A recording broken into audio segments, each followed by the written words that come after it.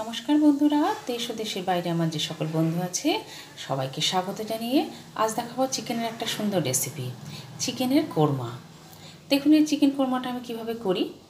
চিকেনের অনেক রকম রেসিপি তো আমরা খেয়ে থাকি। আজ তাহলে দেখুন আমি রান্নাটা কিভাবে করি। যদি ভালো লাগে অবশ্যই লাইক, শেয়ার এবং কমেন্টস করে আর সাবস্ক্রাইব করে পাশের বেল বাটনটি প্রেস করে আমার পাশে থাকার চেষ্টা করবেন। তাহলে চলুন দেখে নিই আমি রান্নাটা কিভাবে করি। প্রথমেই কড়াইতে সর্ষের তেল দিয়ে নিয়েছি। তেল গরম হয়ে এসেছে, সেই সময় তেলের মধ্যে আমি বেশ কিছু কুচানো পেঁয়াজ দিয়ে দেবো। পেঁয়াজটাকে তেলের মধ্যে দিয়ে ভেজে নেব। কুচানো পেঁয়াজ দিয়ে দিলাম।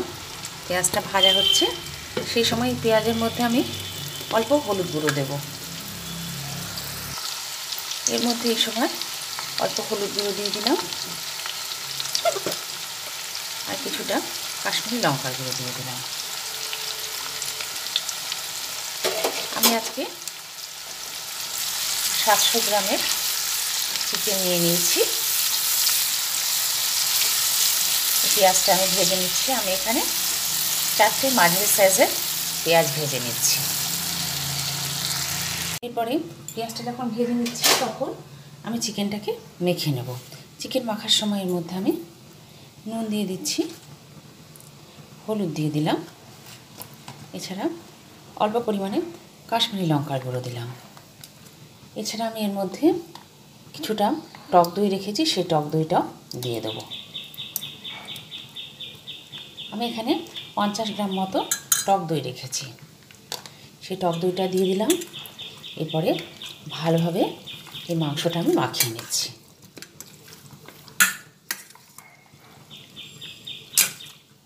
ভালোভাবে মাংস মাখিয়ে নেব। এরপরে যে পেঁয়াজটা আমি ভাজার জন্য দিয়েছি সেই পেঁয়াজটাকে তেল ছাড়িয়ে তুলে ফেলব। তারপরে আমি কড়াইয়ের মধ্যে অন্যান্য সব জিনিস পেঁয়াজ রসুন সব দিয়ে তারপরে মাংসটা ঢেলে দেবো। আমি এইভাবে মাংসটা মাখিয়ে 10 মিনিট রেখে দেবো।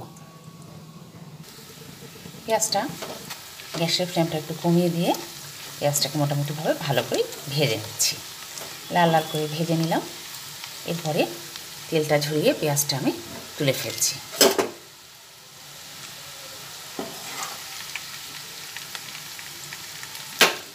তেলটা ছাড়িয়ে নিয়ে পেঁয়াজটাকে তুলে ফেলছি।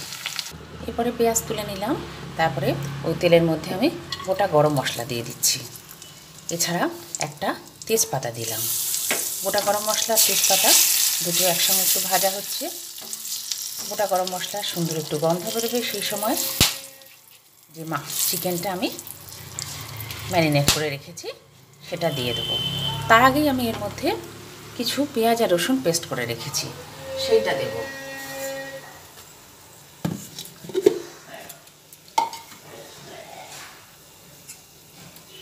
ভাজা হয়ে গেছে। এরপরে এই পেঁয়াজ আর রসুন আর আদার পেস্টটা আমি এক এক করে এর মধ্যে দিয়ে দিচ্ছি। পেঁয়াজ রসুন আদা একসঙ্গে দিয়ে দেওয়ার পরে এটা একটু তেলের মধ্যে ভালোভাবে নাড়াচাড়া করে দিচ্ছি। অল্প যখন তেল বেরিয়ে আসবে, তেলটা ছেড়ে আসবে যখন, তখন এর মধ্যে যে ম্যারিনেট করে রাখা চিকেনটা সেটা আমি দিয়ে দেবো। এখন এর মধ্যে আমি অল্প পরিমাণে হলুদ গুঁড়ো দেবো।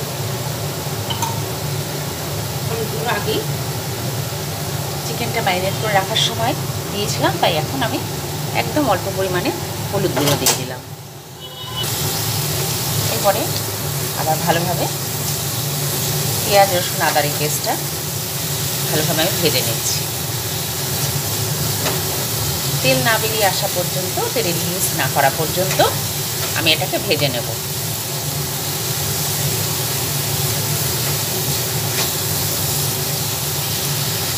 আরও কিছু টাইম ভাজা হবে। মশলা ভালোভাবে ভাজা হয়ে গেছে, সেই জন্য এর থেকে তেল বেরোতে শুরু করেছে। সেই সময় আমি এর মধ্যে ম্যারিনেট করে রাখা চিকেনটা দিয়ে দেব।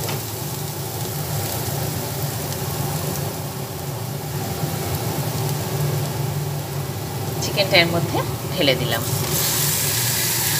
আগেই দেখিয়েছি সব দিয়ে চিকেনটাকে ম্যারিনেট করে রেখেছিলাম।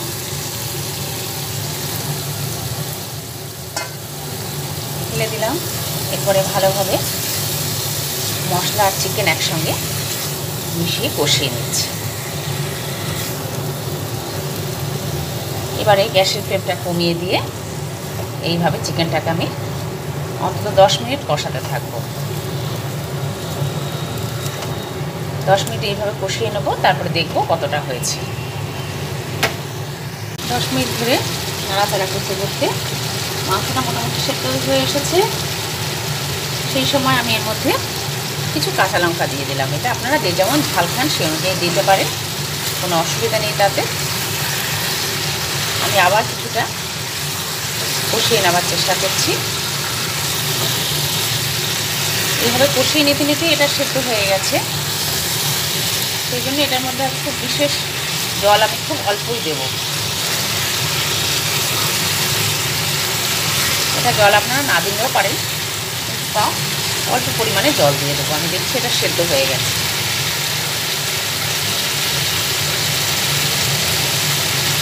আমি এরপরে যে বাটিটাতে ম্যারিনেট করে রেখেছিলাম চিকেনটা, সেই বাটিটা দিয়ে অল্প জলের মধ্যে দিয়ে দিলাম।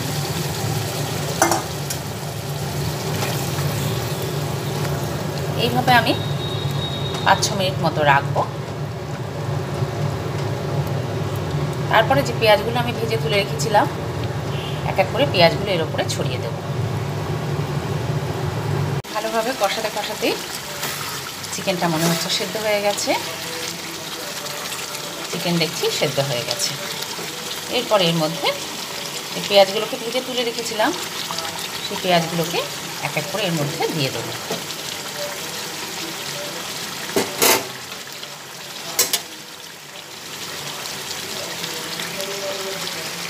পেঁয়াজগুলোকে এর উপরে ছড়িয়ে দিলাম। আপনারা এইভাবে চিকেন কোরমা করে নেবেন, দেখবেন এগুলো ফ্রাইড রাইস, পোলাও বা পরোটা সবের সঙ্গে খেতে খুবই ভালো লাগবে।